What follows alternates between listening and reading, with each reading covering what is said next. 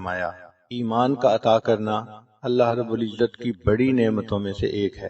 پھر رب کریم نے ہمیں نبی علیہ الصلوۃ والسلام کی امت میں پیدا فرمایا۔ یہ وہ سعادت ہے جس کو حاصل کرنے کے لیے پہلی امتوں کے انبیاء دعائیں کرتے تھے۔ اللہ تعالیٰ نے ہمیں بن مانگے یہ نعمت عطا فرمائی۔ ہم جس قدر اللہ رب العزت کا شکر ادا کریں وہ کم ہے۔ پھر اللہ رب العزت نے ہمیں صحت سلامتی والا جسم عطا کیا۔ وہ بھی لوگ ہوتے ہیں جو ماں کے پیٹ سے جب پیدا ہوتے ہیں تو ان کی بینائی نہیں ہوتی۔ یہ بینائی والی نعمت کتنی قیمتی ہے جو اللہ تعالیٰ نے بن مانگے عطا فرمائی۔ ہمارے ایک حافظ تھے، حفظ مکمل کیا تو وہ ملنے کے لیے آئے، اور جب آئے تو کہنے لگے حضرت آج میں آپ سے ایک دعا کروانے کے لیے آیا ہوں۔ میں نے مسکرا کے کہا کہ حافظ صاحب آپ ماشاءاللہ جوان العمر ہیں، حفظ مکمل ہو گیا، اب آپ چاہتے ہوں گے کہ میری شادی کی دعا کر دیں۔ تو جب میں نے یہ کہا تو حافظ صاحب کی آنکھ سے آنسو آ گئے۔ میں بھی بہت سیریس ہوا۔ میں نے پوچھا حافظ صاحب کیا ہوا؟ کہنے لگے حضرت دعا یہ کروانا چاہتا ہوں کہ جس ہستی کو میں اپنی ماں کہتا ہوں آج تک میں اس کا چہرہ نہیں دیکھ سکا، آپ میرے لیے دعا کر دیں کہ اللہ مجھے ایک مرتبہ بینائی دے دے، میں ماں کا چہرہ تو دیکھ سکوں۔ اس وقت احساس ہوا کہ اے کریم آقا، آپ نے ہمیں جو بینائی والی نعمت عطا فرمائی یہ کتنی قیمتی ہے، اور ہم اس نعمت کو مس یوز کرتے ہیں اور غیر محرم کے اوپر استعمال کرتے ہیں۔ کتنے لوگ ہیں جو ماں کے پیٹ سے پیدا ہوتے ہیں اور وہ بچے بہرے ہوتے ہیں، وہ سن نہیں سکتے، اشاروں میں باتیں کرتے ہیں، اور جو بچہ بچپن سے بہرا ہو عام طور پہ وہ گنگا بھی ہوتا ہے، چونکہ وہ سن نہیں سکتا تو اس کی ویکیبلری نہیں ہوتی، وہ بول بھی نہیں سکتا۔ اللہ رب العزت نے ہمیں سماعت بھی عطا فرمائی، ہم بات سنتے بھی ہیں، بات کرتے بھی ہیں۔ پھر دیکھیں انسان کے چہرے پر ناک ایک چھوٹا سا عضو ہے، لیکن اس ناک کے اندر اتنی خوبصورتی ہے کہ اس کے خوبصورت ہونے سے چہرہ خوبصورت ہوتا ہے اور اس کے بدصورت ہونے سے چہرہ بدصورت بن جاتا ہے۔ اللہ رب العزت نے یہ نعمت بھی ہمیں اچھی عطا فرمائی۔ پھر زبان کو دیکھیے، اللہ تعالیٰ نے ہم کلامی کی توفیق عطا فرمائی۔ ہم اپنی فیلنگز کو الفاظ کا جامہ پہنا سکتے ہیں، دوسرے سے بات کر سکتے ہیں۔ مجھے ایک مرتبہ ایک ایسے گھر میں جانے کا موقع ملا جہاں خامد گنگا تھا، بول نہیں سکتا تھا، اس کے 4 بچے تھے۔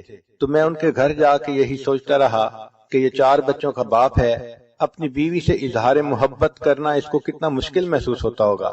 ہم الفاظ کو کس طرح بنا سنوار کے کہہ دیتے ہیں دوسرے بندے کا دل خوش کرنے کے لیے، اور وہ اپنی بیوی سے صرف اشاروں سے باتیں کرتا تھا۔ اب دیکھیے یہ اللہ تعالیٰ کی ایک نعمت ہے جو اللہ نے عطا فرمائی تاکہ اس زبان کے ذریعے سے ہم قرآن پڑھیں اور اس زبان کے ذریعے سے ہم دین کی باتیں کریں۔ پھر اللہ رب العزت نے ہمیں ہونٹ عطا فرمائے۔ یہ ہونٹ دیکھنے میں چھوٹے سے ہوتے ہیں مگر ان کے اوپر انسان کی خوبصورتی کا انحصار ہوتا ہے۔ اگر ہونٹ بے ڈھنگے ہوں تو باوجود گورے رنگ کے اور باوجود اچھی خوبصورت شکل کے انسان خوبصورت نظر نہیں آتا۔ اگر انسان کے ہونٹ نہ ہوتے تو اس کے دانت یوں نظر آتے جیسا مردہ بکری کے دانت نظر آتے ہیں، انسان کی ساری خوبصورتی ختم ہو جاتی۔ چیز چھوٹی سی ہے مگر اہمیت دیکھیے کتنی ہے۔ اللہ رب العزت نے ہمیں ہاضمے کی نعمت عطا فرمائی، یہ بھی اللہ تعالیٰ کی نعمتوں میں سے ایک بڑی نعمت ہے۔ ایک آدمی کے پاس 100 بھینسیں تھیں لیکن وہ خود بھینس کا دودھ نہیں پی سکتا تھا، اس لیے کہ دودھ کے پینے سے اس کو ایک بیماری ہو جاتی تھی۔ کتنے لوگ ہیں جو لیکوڈ ڈائٹ پہ رہتے ہیں اور سالڈ چیز نہیں کھا سکتے۔ ایک مرتبہ ایک عورت نے مجھے فون کیا، حضرت میرے لیے دعا کریں، میرے معدے میں السر ہے، میں سارے مہمانوں کے لیے اچھے اچھے کھانے بناتی ہوں مگر پچھلے 7 سال سے میں صرف لیکوڈ پہ گزارا کر رہی ہوں، ایک لقمہ بھی میرے منہ میں نہیں گیا۔ ہمیں اللہ رب العزت نے ہاضمے کی صحیح نعمت عطا فرمائی، ہم اپنی خواہش کے مطابق کھاتے بھی ہیں پیتے بھی ہیں، ہمیں چاہیے کہ ہم اس پر بھی اللہ رب العزت کا شکر ادا کریں۔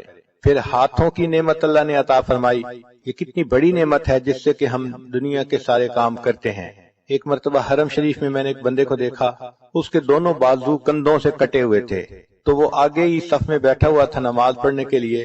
عجیب بات کہ میں یہی سوچتا رہا یا اللہ اس کے دونوں بازو ہی نہیں ہیں، یہ اپنے کپڑے کیسے پہنتا ہوگا، یہ اگر واش روم جاتا ہوگا تو اپنی طہارت کیسے کرتا ہوگا، اللہ جب یہ سوتا ہوگا تو یہ رات کو اپنی رضائی کمبل کو کیسے سیدھا کرتا ہوگا۔ اس کے دونوں ہاتھ نہیں تھے۔ اس دن ایسی عجیب کیفیت ہوئی کہ میں بہت دیر اس بات پہ روتا رہا کہ اللہ آپ نے ہمیں یہ نعمتیں دیں، کاش کہ ان نعمتوں کو ہم آپ کی تعمیل میں استعمال کر سکتے۔ پھر ایسا بھی ہوتا ہے کہ بعض لوگوں کے پاؤں نہیں ہوتے، چنانچہ ایک صاحب کے پاس جوتے نہیں تھے، وہ ظہر کی نماز پڑھ کے جب نکلے تو ننگے پاؤں ان کو دھوپ پہ چلنا پڑا، پاؤں جل رہے تھے اور وہ اپنے دل میں یہ شکوہ کر رہے تھے کہ یا اللہ، میں تو تیری نماز پڑھنے کے لیے مسجد میں آیا اور آپ نے مجھے جوتے بھی نہ دیے۔ ابھی ان کے دل میں یہ شکوے کی کیفیت تھی کہ انہوں نے دیکھا ایک نوجوان آ رہا ہے اور اس کے پاؤں ٹھیک نہیں ہے، وہ بیساکھیوں کے بل چل کے آ رہا ہے، تو ان کے دل پہ چوٹ پڑی اور انہوں نے یہ دعا مانگی کہ یا اللہ، میں تو جوتے کی وجہ سے رو رہا تھا اور یہ شخص تو اپنی ٹانگوں سے ہی محروم ہے، کم از کم آپ نے مجھے ٹانگیں تو دیں۔ تو ہم اس چیز کا احساس نہیں کرتے اللہ نے ہمیں کتنی نعمتوں سے نوازا ہے۔ چنانچہ ایک شاکر انسان کو چاہیے کہ اللہ رب العزت کی ان تمام نعمتوں کا شکر ادا کرے، ان اعضاء کو اللہ تعالیٰ کی فرما برداری میں استعمال کرے، شریعت کے مطابق اپنی زندگی بنائے۔ اللہ تعالیٰ عورت سے چاہتے ہیں کہ یہ اپنے فرض ادا کرے، اپنے خاوند کو خوش رکھے، بچوں کی تربیت کرے اور یہ اللہ تعالیٰ کی شکر گزار بندی بنے، اپنی عزت و ناموس کی حفاظت کرے۔ رب کریم نے فرشتوں کو پیدا کیا، ان کو عقل تو دی مگر شہوت نہیں دی۔ اللہ تعالیٰ نے جانوروں کو پیدا کیا، ان کو شہوت دی مگر عقل نہیں دی۔ انسان کو اللہ نے پیدا کیا، اس کو شہوت بھی دی، عقل بھی دی، مگر کام یہ دیا کہ تم اپنی عقل کی وجہ سے اپنی شہوت کو کنٹرول میں رکھو۔ چنانچہ ہر انسان کو اور ہر جاندار کو اللہ تعالیٰ نے حفاظت کے لیے کچھ نہ کچھ عطا کیا ہے۔ ایک تو اللہ نے انسان کی حفاظت کے لیے فرشتوں کو متعین کیا۔ حدیث پاک میں آتا ہے اگر فرشتے انسان کی حفاظت نہ کرتے تو جن انسان کو دنیا میں زندہ ہی نہ رہنے دیتے۔ یہ اللہ کا فضل ہے کہ فرشتے انسان کی حفاظت کرتے ہیں اور اسے جنوں سے بچاتے ہیں۔ پھر اللہ رب العزت نے اپنی حفاظت کے لیے ہر چیز کو کچھ نہ کچھ عطا کیا۔ مثلا شہد کی مکھی کو ڈنک دیا، جو آدمی بھی شہد کے چھتے میں سے شہد نکالنا چاہے تو مکھی اس پر حملہ کرتی ہے۔ بچھو کو بھی ڈنک عطا کیا۔ اللہ تعالیٰ نے سانپ کو اپنے بچاؤ کے لیے زہر دیا۔ اللہ تعالیٰ نے شیر کو دانت دیے، اسی طرح ہپو کو بھی اللہ نے دانت عطا فرمائے۔ بکرے کو اللہ تعالیٰ نے سینگ عطا فرمائے، کوئی بکرے کے قریب جائے تو وہ سینگ سے اس کا مقابلہ کرتا ہے۔ بعض جانوروں کو اللہ تعالیٰ نے دم عطا کی، ہاتھی کو اللہ تعالیٰ نے سونڈ عطا کی، اونٹ کو اللہ تعالیٰ نے پاؤں کی مضبوطی عطا کی۔ چنانچہ ہم نے ایک ڈاکومنٹری میں دیکھا کہ ایک جراف تھا، اس کے اوپر شیر حملہ کرنے کے لیے بھاگا تو اس جراف نے اپنی پچھلی دونوں ٹانگوں سے اس زور سے لات ماری کہ شیر کی کھوپڑی ٹوٹ گئی۔ تو اللہ تعالیٰ نے اپنی حفاظت کے لیے ہر چیز کو کچھ نہ کچھ دیا ہے۔ اسی طرح گدھے کے قریب جائیں تو وہ بھی لات مارتا ہے اپنی حفاظت کی خاطر۔ کسی کو اللہ تعالیٰ نے کانٹے عطا کیے، چنانچہ ایک جانور ہے جس کے جسم پر لمبے لمبے کانٹے ہوتے ہیں، اس کو کوئی بھی نقصان دینے والی چیز آئے تو وہ کانٹے اس طرح پھیلا لیتا ہے کہ کوئی اس کو نقصان پہنچا ہی نہیں سکتا۔ کچھوے کو اللہ تعالیٰ نے ایک ہڈی عطا کی جو اس کے پورے جسم کے اوپر ہوتی ہے، جب وہ خطرہ محسوس کرتا ہے تو اس ہڈی کے نیچے چھپ جاتا ہے۔ اللہ تعالیٰ نے مچھلی کو سیلانیت عطا فرمائی، چنانچہ مجھے آج بھی یاد ہے کہ 5ویں کلاس کا طالب علم تھا تو میرے بھائی مجھے ایک مرتبہ دریا پر لے گئے، وہاں لوگ مچھلی پکڑ رہے تھے تو میرا بھی جی چاہا کہ میں مچھلی پکڑوں۔ چنانچہ ایک صاحب نے مچھلی پکڑی، کافی مناسب بڑی تھی، تو اس نے کہا کہ اچھا تم اسے پکڑ لو۔ جب میں نے اسے ہاتھ میں پکڑا تو مچھلی ہلی اور پانی میں چلی گئی، مجھے پتہ بھی نہیں چلا۔ پتہ چلا کہ وہ اتنی سلپری تھی کہ اس کو پکڑنے کے لیے ذرا ٹیکنیک چاہیے تھی، اور مجھے چونکہ پتہ نہیں تھا میں نے اسے نرمی سے پکڑا تو وہ ہاتھ سے نکل گئی۔ مچھلی کی طرح ہاتھ سے نکل جانا یہ ایک ضرب المثل بن گئی ہے۔ اسی طرح ایک مچھلی ایسی بھی ہے کہ جو اپنی حفاظت کے لیے بجلی کا جھٹکا مارتی ہے۔ ہم نے ایک ایکویریم میں دیکھا امریکہ میں کہ ایک ایسی مچھلی تھی کہ جب وہ ہلتی تھی تو 440 وولٹ کا کرنٹ پیدا ہوتا تھا۔ انہوں نے ایک بلب لگایا ہوا تھا تو وہ بلب جلتا تھا اور پتہ چلتا تھا کہ اس مچھلی کے ہلنے سے برقی رو پیدا ہو رہی ہے۔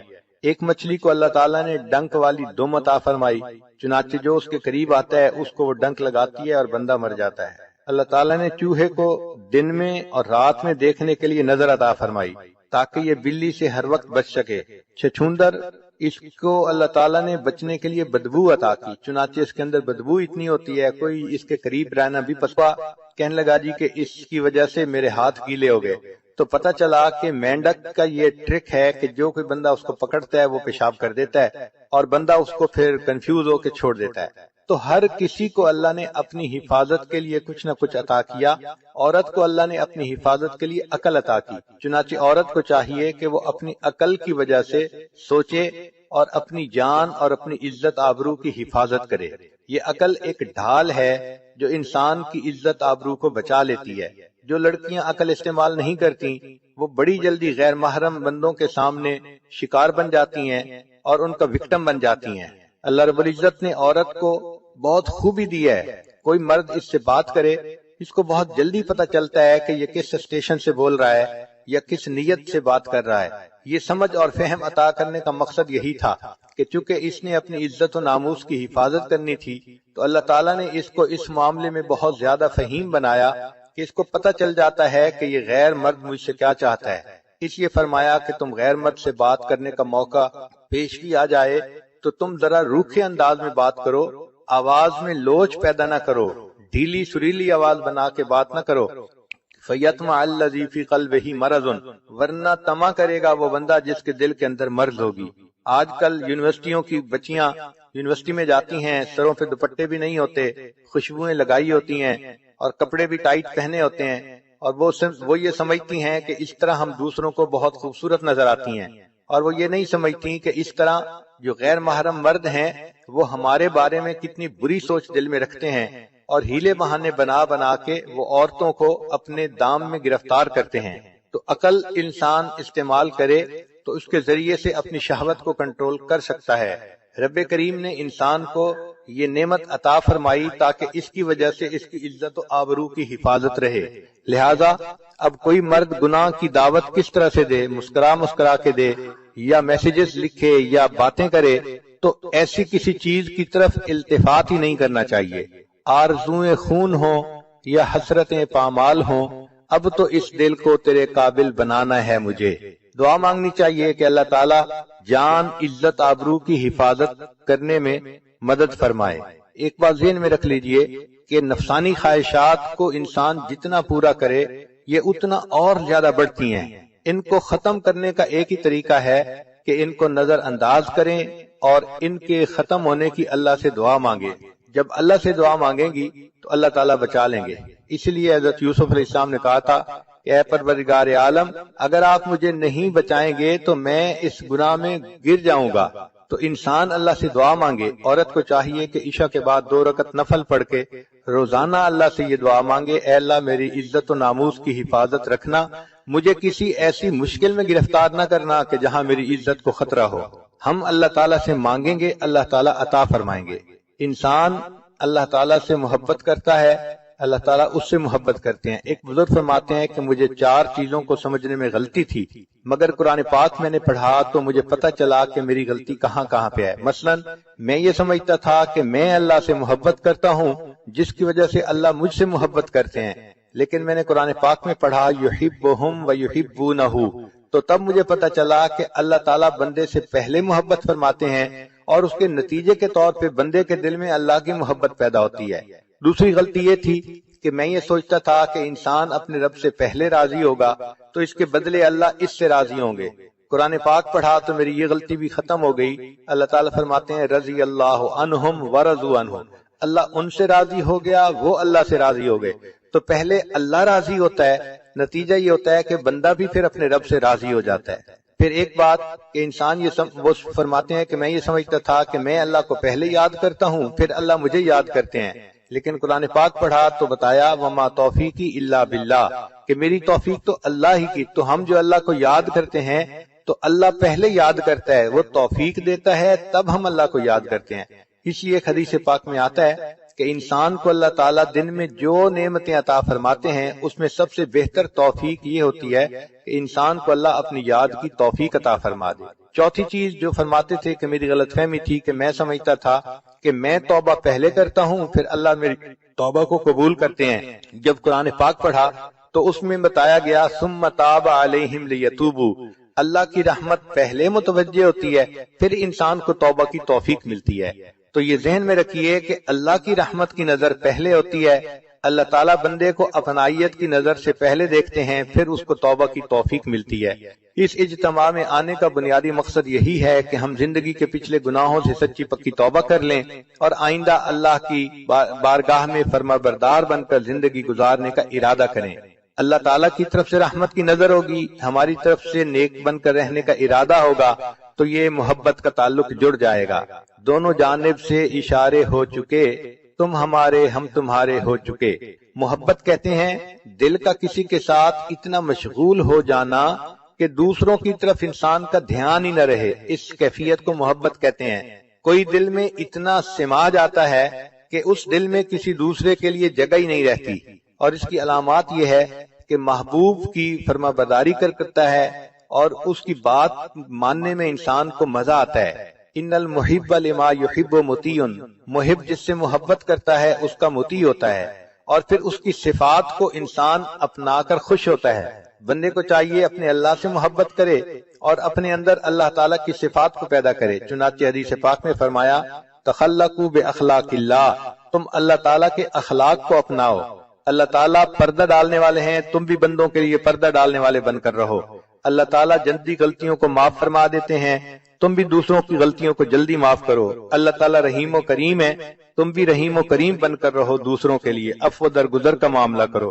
اللہ تعالیٰ حلیم ہے، تم بھی اپنے اندر حلم پیدا کرو۔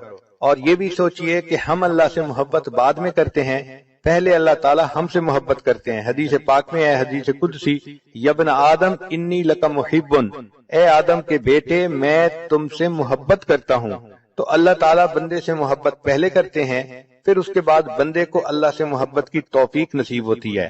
اللہ تعالیٰ اتنے احسانات کرتے ہیں بندے پر، ہمیں تو ان کا پتہ بھی نہیں چلتا کہ کیسے ہیں، پھر اس کے بعد بندے کو اللہ سے محبت کی توفیق نصیب ہوتی ہے۔ اللہ تعالیٰ اتنے احسانات کرتے ہیں بندے پر، ہمیں تو ان کا پتہ بھی نہیں چلتا کہ کیسے کیسے احسانات ہیں۔ مثال کے طور پہ اللہ تعالیٰ بندے کے رازق ہیں، تو اللہ تعالیٰ وقت کے ساتھ ساتھ بندے کے رزق کے دروازے بڑھاتے چلے جاتے ہیں۔ ایک علمی نکتہ ہے، بچیاں اس پوائنٹ کو نوٹ کریں کہ دیکھیں جب بچہ اس دنیا میں پیدا ہونا ہوتا ہے تو ماں کے پیٹ میں اس کے رزق کا ایک دروازہ ہوتا ہے، وہ ایک تعلق جو ماں کے جسم کے ساتھ بچے کے جسم کا ہے، وہ ایک آنت ہوتی ہے جس کے ذریعے سے خون اس بچے کو مل رہا ہوتا ہے، غذا مل رہی ہوتی ہے، اور بچہ اسی کے ذریعے سے ماں کے پیٹ میں پل رہا ہوتا ہے۔ تو گویا ماں کے پیٹ میں انسان کے لیے رزق کا ایک دروازہ تھا، پھر جب وہ بچہ اس دنیا میں پیدا ہو گیا، اب اللہ تعالیٰ نے دو دروازے بنا دیے، ماں کے سینے میں دو پستان بنا دیے۔ پہلے ایک جگہ سے رزق ملتا تھا، اب دو جگہ سے رزق ملنا شروع ہو گیا اس دنیا میں آنے کے بعد۔ پھر بچہ تھا، ماں کا دودھ پیتا تھا، جب بچہ بڑا ہو گیا اور ماں کے دودھ کے علاوہ اب باقی چیزیں کھانے لگ گیا، اللہ تعالیٰ نے اس کے لیے رزق کے چار دروازے کھول دیے۔ ایک دروازہ لحمیات کا یعنی گوشت کا، ایک اجناس کا یعنی گندم روٹی چاول وغیرہ کا، اور ایک مشروبات کا کہ اللہ تعالیٰ نے انسان کے لیے وہ بھی اسرا، اور ایک ثمرات کا یعنی پھلوں کا۔ تو یہ چار طرح کا رزق انسان کو جوانی میں ملتا ہے۔ ماں کے پیٹ میں ایک راستہ تھا، جب پیدا ہوا اور بچہ تھا تو سینے سے دو راستے بن گئے، پھر جب بڑا ہوا تو اللہ نے چار راستے بنا دیے۔ اور اگر یہ نیکی کی زندگی گزار کے اس دنیا سے جائے گا تو جنت کے 8 دروازے کھلیں گے، یعنی 8 راستے رزق کے جنت میں اس کو مل جائیں گے۔ تو دیکھیے وقت کے ساتھ ساتھ اللہ تعالیٰ کس قدر اپنی نعمتیں اس بندے پر بڑھاتے چلے جاتے ہیں۔ بندے کو چاہیے کہ اپنے اللہ کا فرما بردار بن کر زندگی گزارے۔ اللہ تعالیٰ بہت رحیم و کریم ہے، وہ بندے کو اپنی نعمتوں میں خوش دیکھنا چاہتے ہیں، اپنے بندے کو محروم دیکھنا پسند نہیں کرتے۔ امام غزالی رحمۃ اللہ علیہ نے لکھا ہے کہ جب بندہ کوئی گناہ کرتا ہے تو اللہ تعالیٰ کی زمین چیختی ہے اور پکارتی ہے کہ اے اللہ اگر آپ مجھے اجازت دیں تو میں اس بندے کو نگل جاؤں۔ اللہ تعالیٰ فرماتے ہیں اگر تم نے میرے بندے کو پیدا کیا ہے تو تم اس کو پکڑ لو، اور اگر میں نے پیدا کیا ہے تو میرے اور اس بندے کے درمیان دخل مت دو۔ ان اتانی نہارن قبلتہ، اگر یہ بندہ دن میں میرے پاس توبہ کے لیے آئے گا میں اس کو قبول کر لوں گا، وَإِنْ أَتَانِي لَيْلًا قَبِلْتُهُ، اور اگر یہ میرے پاس رات میں آئے گا توبہ کرنے تب بھی میں قبول کر لوں گا۔ لَوَجَدُ اللَّهَ تَوَّابًا رَحِيمًا، یہ اپنے رب کو تواب اور رحیم پائے گا۔ تو اللہ تعالیٰ بندے کو عذاب دینا پسند نہیں فرماتے، صرف اس وقت عذاب دیتے ہیں جب بندہ سرکشی کرتا ہے۔ قرآن مجید میں اللہ تعالیٰ فرماتے ہیں بلا من کسب سیئۃ واحاطت بہ خطیئتہ فاولئک اصحاب النار، جس کسی نے گناہ کیا اور اس کی خطاؤں نے اس کا احاطہ کر لیا۔ اس کا مطلب یہ ہے کہ چھوٹی موٹی غلطی پہ اللہ تعالیٰ بندے کو رسوا نہیں کرتے، جب بندہ غلطیوں میں گھیر جاتا ہے اور 24 گھنٹے وہ غلطیوں ہی کے جو ہے نا اعمال کرتا رہتا ہے، اللہ فرماتے ہیں فَأُولَٰئِكَ أَصْحَابُ النَّارِ، یہ ہیں آگ میں جلنے والے لوگ۔ چنانچہ ہمیں چاہیے کہ ہم دنیا میں اپنے گناہوں کی اللہ تعالیٰ سے معافی مانگ لیں۔ قیامت کا دن ایسا دن ہوگا کہ جب ماں بھی کوئی ایک نیکی نہیں دے گی۔ ایک حدیث پاک ذرا توجہ کے ساتھ سنیے۔ قیامت کے دن ایک بندہ ہوگا جس کو اللہ کے سامنے پیش کیا جائے گا، اور اس کے نام اعمال میں نیکیاں بھی ہوں گی، گناہ بھی ہوں گے، مگر اس کی ایک نیکی کم ہوگی، ایک گناہ زیادہ ہوگا۔ رب کریم فرمائیں گے اے میرے بندے، اگر تیرے پاس ایک نیکی اور ہوتی تو تیری نیکیاں اور گناہ برابر ہو جاتے، پھر میں اپنی رحمت سے تمہیں جنت بھیج دیتا۔ اب چونکہ تمہاری ایک نیکی کم ہے، لہذا تم ایک نیکی کہیں سے لے کر آؤ۔ وہ نوجوان بڑے خوشی خوشی اپنے ماں باپ کی طرف جائے گا، اپنی ماں سے نیکی مانگے گا۔ ماں کہے گی کہ نہیں، میں نیکی ایک بھی نہیں دے سکتی۔ وہ بچہ کہے گا کہ دیکھیں میں جہنم میں چلا جاؤں گا، میرے اوپر رحم کھائیے، اور آپ کے پاس تو نیکیاں زیادہ ہیں۔ ماں کہے گی اگرچہ نیکیاں زیادہ ہیں لیکن میں تمہیں اس وقت ایک نیکی بھی نہیں دے سکتی۔ پھر وہ بندہ اپنی بیوی سے نیکی مانگے گا، بیوی بھی انکار کر دے گی۔ پھر اپنے بھائی سے مانگے گا، وہ بھی انکار کر دے گا۔ یوم یفر المرء من اخیہ وامہ وابیہ وصاحبتہ وبنیہ، بیٹا بھی انکار کر دے گا۔ جب سب لوگ انکار کر دیں گے تو وہ بڑا ہی مایوس ہوگا کہ اتنے میرے لوڈ ون تھے اور آج ان کے پاس نیکیاں زیادہ بھی ہیں، یہ مجھے ایک نیکی دینے کے لیے تیار نہیں ہے۔ اتنے میں اس کو ایک بندہ ملے گا، وہ پوچھے گا تم کیوں رو رہے ہو؟ یہ کہے گا ایک نیکی کم ہے، اس وجہ سے میں رو رہا ہوں اور مجھے کوئی نہیں دے رہا۔ وہ کہے گا اچھا مجھ سے ایک نیکی لے لو۔ تو جب وہ نیکی دینے کے لیے تیار ہو جائے گا تو قیامت میں اعلان کیا جائے گا کہ ایک بندے نے اس کو ایک نیکی دے دی، جس کی وجہ سے نیکی اور گناہ برابر ہو گئے، اور اللہ نے اپنی رحمت سے اس کے لیے جنت کا فیصلہ کر دیا۔ جب یہ اعلان ہوگا اللہ تعالیٰ پوچھیں گے اے جبریل یہ کیا معاملہ ہے، کیسا اعلان ہے؟ جبریل علیہ السلام کہیں گے اللہ آپ کے ایک بندے نے اپنی ایک نیکی دوسرے کو دے دی۔ اللہ تعالیٰ اس نیکی دینے والے کو بلائیں گے اور فرمائیں گے کہ تو کیسا سخی ہے کہ آج کے دن تو نیکی دوسرے کو دے رہا ہے۔ وہ کہے گا یا اللہ میرے نام اعمال میں ایک ہی نیکی تھی اور کوئی تھا ہی نہیں، اور میں نے تو جہنم جانا ہی تھا، میں نے سوچا میں تو جا ہی رہا ہوں، چلو میری نیکی دینے سے یہ بچ جاتا ہے تو میں اس کو بچا لوں۔ اللہ فرمائیں گے اچھا اگر تو نے اپنی سخاوت دکھائی تو میں اس بات کا زیادہ مستحق ہوں کہ میں اپنی سخاوت دکھاؤں، مجھ جیسا سخی کوئی نہیں، چلو میں نے تمہیں بھی جنت عطا فرما دی اور اس بندے کو بھی جنت عطا فرما دی۔ رب کریم تو اتنے مہربان ہے کہ بندے کے لیے بخشش کے بہانے ڈھونڈتے ہیں۔ چنانچہ ہمیں چاہیے کہ ہم اللہ تعالیٰ کو اپنا دوست بنائیں۔ جو قرآن مجید کی آیت پڑھی ہے واللہ ولی المؤمنین، اللہ دوست ہیں ایمان والوں کے۔ مفسرین نے ولی کے کچھ معنی لکھے ہیں۔ ولی کا ایک معنی ہوتا ہے دوست، ایک ہوتا ہے نگران، ایک ہوتا ہے کارساز، اور ایک ہوتا ہے مددگار، ایک ہوتا ہے ساتھی، اور ایک ہوتا ہے وارث۔ ایک ولی کے اتنے معنی ہیں، گویا جو اللہ کو اپنا ولی بنائے گا تو وہ دوست بھی اللہ کو بنائے گا، مددگار بھی، ساتھی بھی، وارث بھی۔ ہم اگر اللہ کو اپنا ولی بنا لیں گے تو اللہ تعالیٰ پھر ہمارے مشکلات کو آسان بھی فرما دیں گے۔ دوست اپنے دوست کی مشکلات کا خیال رکھتا ہے۔ کہتے ہیں کہ ایک ہاتھی نشین تھا اور اس نے کسی غریب کے ساتھ دوستی کر لی، تو غریب نے کہا کہ نہیں میں آپ سے دوستی نہیں کر سکتا۔ ہاتھی نشین نے پوچھا کیوں نہیں کر سکتا؟ اس نے کہا کہ اس لیے کہ میرا گھر چھوٹا سا ہے، تو ہاتھی پہ چڑھ کے آئے گا تو میرے گھر میں تو داخل بھی نہیں ہو سکتا۔ تو ہاتھی نشین نے مسکرا کے کہا سنو میں جس کو اپنا دوست بناتا ہوں پھر اس کا مکان اونچا بھی بنوا دیا کرتا ہوں تاکہ میرا ہاتھی وہاں جا سکے۔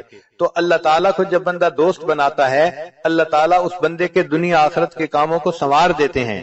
اللہ تعالیٰ ہی اس بات کا مستحق ہے کہ ہم اس کو اپنا دوست بنائیں۔ نوجوان بچیاں یہ بات ذہن میں بٹھا لیں، ان کے ذہنوں میں یہ ہوتا ہے میرا کوئی دوست نہیں، میں اکیلی ہوں، میں تنہا ہوں، میں مس کرتی ہوں۔ بھئی دیکھیے اللہ کو دوست بنائیے، جب اللہ کو دوست بنائیں گی تو پھر کسی کو مس کرنے کی ضرورت بھی نہیں ہوگی۔ ہوا معکم اینما کنتم، وہ پروردگار تمہارے ساتھ ہوگا تم جہاں کہیں بھی ہوگے۔ اور جتنا اللہ تعالیٰ وفا کرتے ہیں اتنا کوئی دوسرا وفا نہیں کر سکتا۔ اس لیے مخلوق کو دوست بنائیں گی تو مخلوق سے بے وفائی دیکھیں گی۔ مخلوق مطلب کی ہوتی ہے، مطلب نکلا اور تو کون اور میں کون ناواقف ہو جاتے ہیں۔ اللہ تعالیٰ کو دوست بنائیے، جس نے اللہ کو دوست بنا لیا اللہ تعالیٰ اس بندے کے دنیا آخرت کے کاموں کو سنوار دیتے ہیں۔ تو آج کی اس مجلس میں یہ بات اپنے ذہنوں میں بٹھا لیجئے کہ محبت کے قابل فقط اللہ کی ذات ہے، مرنے والوں سے اور ڈھلنے والوں سے محبت کیا کرنی؟ عشق با مردہ نباشد پائیدار، عشق را با حی و با قیوم دار۔ مولانا روم رحمت اللہ فرماتے ہیں کہ مرنے والوں سے اور ڈھلنے والوں سے کیا محبت کرنی؟ اگر کرنی ہی ہے تو محبت اس سے کرو جو حی و قیوم ہے، ہمیشہ زندہ رہنے والا اور باقی رہنے والا ہے۔ تو انسان اگر اللہ سے تعلق جوڑتا ہے تو اللہ تعالیٰ اس بندے کے ساتھ نبھا کے دکھاتے ہیں۔ تو ہم اللہ کو اپنا دوست بنائیں۔ چنانچہ حضرت موسیٰ علیہ السلام کے پاس بنی اسرائیل کے لوگ آئے، اے اللہ کے نبی علیہ السلام، بڑا عرصہ ہوا بارش نہیں ہوئی، پانی کی قلت ہے اور جانور بھی پریشان ہے، انسان بھی پریشان ہے، آپ دعا کیجئے۔ حضرت موسیٰ علیہ السلام نے فرما دیا کہ اچھا، ساری قوم کے لوگ باہر ویرانے میں آئیں اور میں دعا کرواؤں گا۔ چنانچہ حدیث پاک میں آتا ہے کہ 70,000 لوگ اکٹھے ہوئے، حضرت موسیٰ علیہ السلام نے خوب دعا مانگی، اللہ تعالیٰ سے گڑ گڑا کے فریاد کی، مگر بارش کے کوئی آثار نہیں تھے۔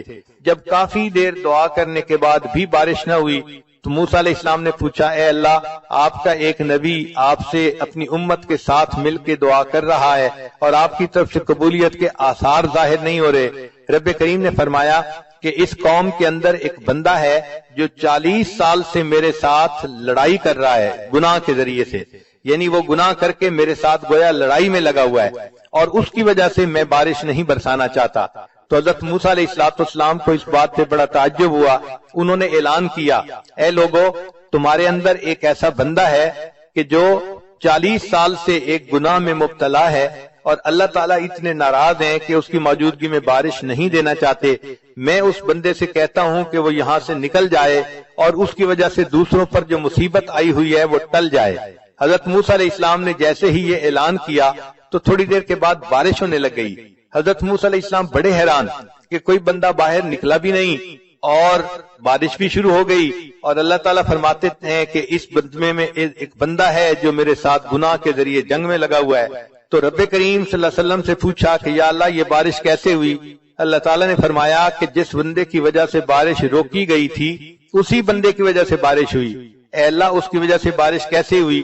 فرمایا کہ جب آپ نے اعلان کیا اس بندے نے اپنے دل میں سوچا کہ اے اللہ، اگر میں اس وقت لوگوں سے باہر نکل جاؤں گا تو میری رسوائی ہوگی، میں کسی کو چہرہ دکھانے کے قابل نہ رہوں گا۔ اے کریم آقا، آسیتک 40 سنۃ فامہلتنی، میں نے 40 سال آپ کی نافرمانی کی، آپ نے مجھے ڈھیل دے دی۔ جئتک تقیا فقبلنی، اے اللہ، کہنے لگا جی کہ اس کی وجہ سے میرے ہاتھ کہنے لگا جی کہ اس کی وجہ سے میرے ہاتھ گیلے ہو گئے۔ تو پتہ چلا کہ مینڈک پا، کہنے لگا جی کہ اس کی وجہ سے میرے ہاتھ پا، کہنے لگا جی کہ اس کی وجہ پا، کہنے لگا جی کہ اس کی وجہ سے میرے ہاتھ پا، کہنے لگا جی کہ اس کی وجہ سے میرے ہاتھ پا، کہنے لگا جی کہ اس کی وجہ پا، کہنے لگا جی کہ اس کی وجہ سے میرے پا، کہنے لگا جی کہ اس کی وجہ پا، کہنے لگا جی کہ اس کی وجہ سے میرے ہاتھ پا، کہنے لگا جی کہ اس کی وجہ سے میرے ہاتھ گیلے ہو گئے۔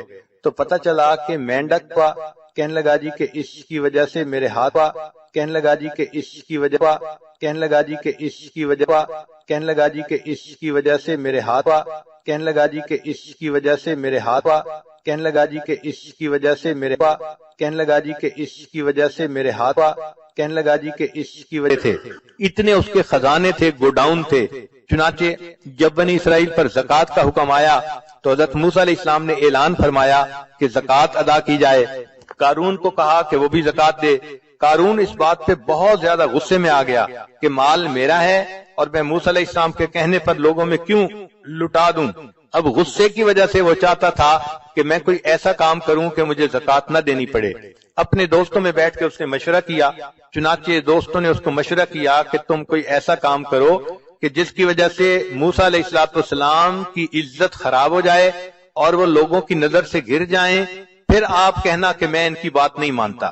چنانچہ اس نے ایک عورت کے ساتھ رابطہ کیا اور اس کو کہا کہ میں تمہیں اتنے پیسے دوں گا، تم مجمع میں کھڑے ہو کے الزام لگا دینا کہ موسیٰ علیہ السلام نے میرے ساتھ حرام کاری کی ہے۔ چنانچہ عورت اگرچہ سمجھدار ہوتی ہے مگر ایموشنلی بہت جلدی پھسل جاتی ہے۔ وہ عورت مال کے چند ٹکوں کی خاطر پھسل گئی اور کہنے لگی بہت اچھا۔ چنانچہ ایک مجلس تھی جس میں حضرت موسیٰ علیہ السلام بھی تھے، بنی اسرائیل کے لوگ بھی تھے، وہاں پر وہ عورت کھڑی ہوئی اور کہنے لگی لوگوں، میں آپ لوگوں کو ایک بات کہنا چاہتی ہوں۔ چنانچہ وہ یہ بات کہنا چاہتی تھی مگر اللہ تعالیٰ مددگار ہیں۔ حضرت موسیٰ علیہ السلام کا روب ایسا تھا کہ وہ کوئی بات نہ کر سکی اور کہنے لگی کہ بھئی مجھے تو قارون نے پیسے دینے کا وعدہ کیا تھا اور یہ کہا تھا کہ تم موسیٰ علیہ السلام پر بہتان لگا دو، اور موسیٰ علیہ السلام نے تو میرے ساتھ کوئی ایسا کام نہیں کیا، وہ تو بالکل پاک ہیں اور صاف ہیں۔ جب حضرت موسیٰ علیہ السلام کو پتہ چلا کہ قارون نے مجھے پبلکلی انسلٹ کرنے کے لیے ایسی حرکت کی تو موسیٰ علیہ السلام کو بہت جلال آیا۔ اللہ تعالیٰ سے دعا کی، اے اللہ آپ مہربانی فرما دیجئے اور اس میری تکلیف کو دور کر دیجئے۔ رب کریم نے فرمایا کہ اے میرے پیارے موسیٰ علیہ السلام، میں نے تھوڑی دیر کے لیے زمین کو تمہارے ماتحت کر دیا، جو حکم آپ زمین کو دیں گے وہ حکم زمین مانے گی۔ چنانچہ موسیٰ علیہ السلام نے حکم دیا، اے زمین قارون کو نگل جا۔ قارون تیسرا حصہ زمین کے اندر دھنس گیا۔ پھر وہ پکارنے لگا، موسیٰ علیہ السلام سے معافیاں مانگنے لگا۔ موسیٰ علیہ السلام نے دوبارہ زمین کو کہا تو وہ 2/3 زمین کے اندر دھنس گیا۔ پھر معافیاں مانگنے لگا۔ حضرت موسیٰ علیہ السلام اتنے جلال میں تھے، تیسری مرتبہ حکم دیا، اے زمین اس کو نگل جا۔ چنانچہ قارون کو زمین نگل گئی اور قارون زمین میں دھستا چلا جائے گا۔ چنانچہ جب قارون دھس گیا، اللہ تعالیٰ نے موسیٰ علیہ السلام کی طرف وحی بھیجی، اے میرے پیارے موسیٰ علیہ السلام، جب آپ نے زمین کو حکم دیا اس کو نگل جا، زمین نگل رہی تھی، اس وقت وہ آہ و فریاد کر رہا تھا، معافیاں مانگ رہا تھا، مگر آپ نے اس کی ایک نہ سنی اور اس کو آپ نے پورا کا پورا زمین کے اندر دھسا دیا۔ اے میرے پیارے موسیٰ علیہ السلام، اگر وہ اس وقت مجھ سے فریاد کرتا تو میں پروردگار اس وقت بھی اس کی اس فریاد کو قبول کر لیتا اور اسے معاف کر دیتا۔ تو رب کریم تو اتنے مہربان ہیں کہ ان کی مہربانی کے بارے میں کوئی بندہ سوچ ہی نہیں سکتا۔ کتابوں میں لکھا ہے ایک بندہ بت پرست تھا، ایک رات اس کو کوئی کام تھا تو اس نے کہا کہ میں آج رات بت کی عبادت کروں گا اور دعا مانگوں گا۔ چنانچہ وہ ساری رات یا سنم کہہ کے پکارتا رہا، دعا مانگتا رہا۔ اس کے اوپر نیند کا غلبہ ہو گیا۔ اب جب نیند کا غلبہ ہوا تو نیند کے غلبے میں یا سنم کہتے کہتے اس نے زبان سے نکلا یا سمد۔ سمد اللہ تعالیٰ کا نام ہے۔ تو جیسے ہی اللہ تعالیٰ کا نام لکھا، اللہ تعالیٰ نے فوراً فرمایا لبیک یا عبدی، اے میرے بندے تم مجھ سے کیا چاہتا ہے؟ فرشتے حیران ہیں، اے اللہ یہ بت پرست ہے، یہ صنم کو پوجنے والا، یہ ساری رات صنم کو جو ہے پکارتا رہا، نیند کے غلبے کی وجہ سے آپ کا نام اس کی زبان سے نکل آیا اور آپ فوراً متوجہ ہوئے، لبیک یا عبدی، میرے بندے بتاؤ تم کیا چاہتے ہو؟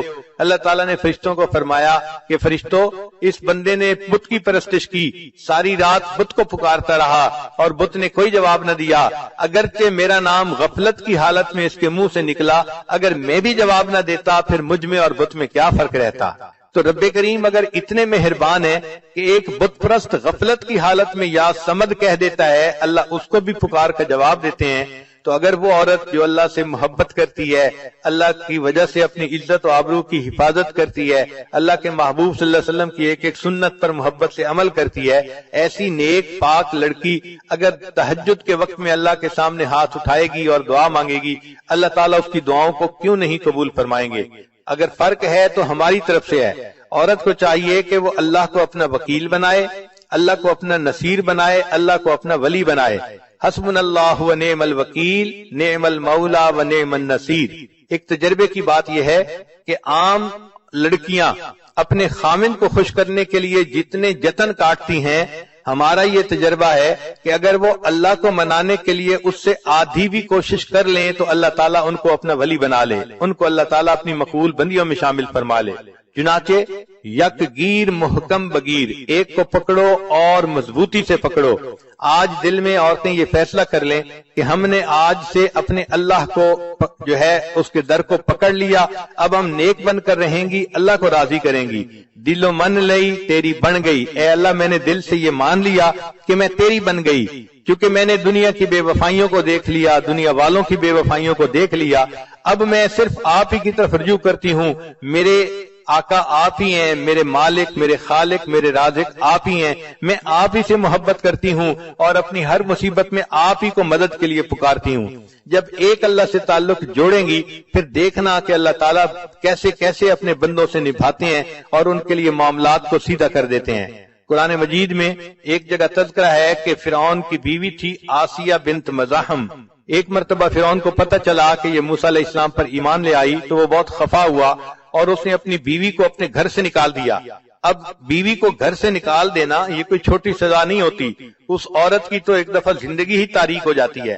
تو جب وہ اس کو ذلیل و رسوا کر کے گھر سے نکال رہا تھا تو اس وقت بی بی آسیہ نے اللہ سے یہ دعا مانگی، رب ابن لی عندک بیتا فی الجنہ، اے اللہ یہ فرعون تو مجھے اپنے گھر سے دھکے دے رہا ہے اور نکال رہا ہے اور میں بے گھر ہو رہی ہوں، اے اللہ اب اس کے بدلے تو مجھے جنت میں گھر عطا فرما دینا، رب ابن لی عندک بیتا فی الجنہ۔ تو جب اس نے یہ دعا مانگی اللہ تعالیٰ نے دعا کو بھی قبول کر لیا اور اس کا تذکرہ قرآن مجید میں بھی کر دیا۔ آج بھی عورتیں یہ آیات پڑھتی ہیں قرآن پاک میں کہ ایک بندی نے دعا مانگی تھی، اللہ نے اس کو اس کے بدلے جنت میں گھر کا وعدہ فرما دیا تھا۔ تو دیکھیں اللہ تعالیٰ اپنی بندیوں کی فریادوں کو کیسے سنتے ہیں اور اس کو کیسے پورا کرتے ہیں۔ ایک اور خاتون تھی جو نبی علیہ السلام کی صحابیہ تھی، ان کا نام تھا خولہ بنت ثعلبہ۔ یہ بڑھاپے کی عمر کو پہنچ گئی تھیں، اور بڑھاپے کی عمر میں مرد جو ہے وہ بہت غصے میں جلدی آ جاتا ہے اور بات بات پہ غصہ کرتا ہے، حتیٰ کہ ہوا کو بھی گالیاں نکالتا ہے۔ چنانچہ کوئی بات ہوئی تو خاوند نے غصے میں اس کو کہہ دیا کہ تو میرے لیے اس طرح ہے جیسے میری ماں ہوتی ہے۔ اب اس زمانے میں جب کسی کو یہ الفاظ کہہ دیے جاتے تھے تو عورت حرام ہو جاتی تھی اپنے خاوند پر ان الفاظ کے کہنے سے۔ چنانچہ جب اس نے یہ الفاظ کہہ دیے تو خولہ بنت ثعلبہ پریشان ہو گئی کہ میرے خاوند نے تو مجھے طلاق دے دی۔ اس نے سوچا چلو میں جاتی ہوں اور جا کر ہائی کورٹ میں اپیل کرتی ہوں۔ وہ نبی علیہ السلام کی خدمت میں حاضر ہوئی اور عرض کیا کہ اے اللہ کے حبیب صلی اللہ علیہ وسلم میں اپنے خاوند سے محبت کرتی ہوں، خاوند مجھ سے محبت کرتا ہے، پتہ نہیں اس کو کیا ہوا، غصے میں آ کے اس نے مجھے یہ کہہ دیا کہ تو میرے لیے میری ماں کی مانند ہے۔ تو اب بتائیں کہ کیا میں اس کے لیے حرام ہو چکی ہوں یا نہیں؟ نبی علیہ السلام نے فرمایا کہ ہاں جو اوپر توریت کے احکام آ رہے ہیں ان کے حساب سے تم اس پر حرام ہو چکی ہو۔ وہ چاہتی تھی کہ نبی علیہ السلام اس کو ویو آف کر دیں اور بتا دیں کہ نہیں تم حرام نہیں ہوئی۔ اس نے دوبارہ کہا اے اللہ کے حبیب صلی اللہ علیہ وسلم اب میں بوڑھی ہو گئی ہوں، اگر وہ مجھے طلاق دے گا تو کوئی بندہ مجھ سے شادی کرنا بھی پسند نہیں کرے گا، اور پھر میرے بچے ہیں میں ان بچوں کو کہاں لے کے جاؤں گی؟ اگر خاوند کے پاس چھوڑوں تو بچے بگڑ جائیں گے، اپنے پاس رکھوں تو میں بچوں کو سپورٹ نہیں کر سکتی۔ اے اللہ کے حبیب صلی اللہ علیہ وسلم میرا کیا بنے گا، میں کیسے زندگی گزاروں گی؟ اس نے جب 2-3 دفعہ انسسٹ کیا تو اللہ کے حبیب صلی اللہ علیہ وسلم نے اسے صاف کہہ دیا کہ اب تم اپنے خاوند کے لیے حرام ہو چکی ہو، اس لیے اب تم اس کے ساتھ دوبارہ نہیں جڑ سکتی۔ جب نبی علیہ السلام نے بھی جواب دے دیا اس وقت خولہ بنت ثعلبہ نے دل میں سوچا کہ ہائی کورٹ کا فیصلہ بھی میرے خلاف آ گیا ہے، اب مجھے سپریم کورٹ کی طرف رجوع کرنا پڑے گا۔ لہذا وہیں صحن میں کھڑے کھڑے عائشہ صدیقہ لانا فرماتی ہیں اس نے اللہ کو پکارنا شروع کر دیا، اے پروردگار میں بوڑھی ہوں، نہ میرے پاس جوانی رہی نہ حسن رہا، کوئی مجھ سے شادی کرنے والا نہیں، اگر اس نے مجھے طلاق دے دی میرے چھوٹے چھوٹے بچے ہیں، اے اللہ ان بچوں کو کون سپورٹ کرے گا؟ اور اگر وہ بچے میں اس کو دے دوں تو بچے بگڑ جائیں گے، ان کو ماں کی محبت نہیں ملے گی، اے اللہ میں اپنا غم کس کو بیان کروں، تو میری مدد فرما۔ عائشہ صدیقہ لانا فرماتی ہیں وہ ابھی اپنے رب سے یہ مناجات کر رہی تھی کہ نبی علیہ الصلوۃ والسلام کے اوپر وحی کے آثار شروع ہو گئے۔ میں نے اس بوڑھی عورت کو چپ کروایا، چپ کرو، نبی علیہ السلام پر وحی اتر رہی ہے۔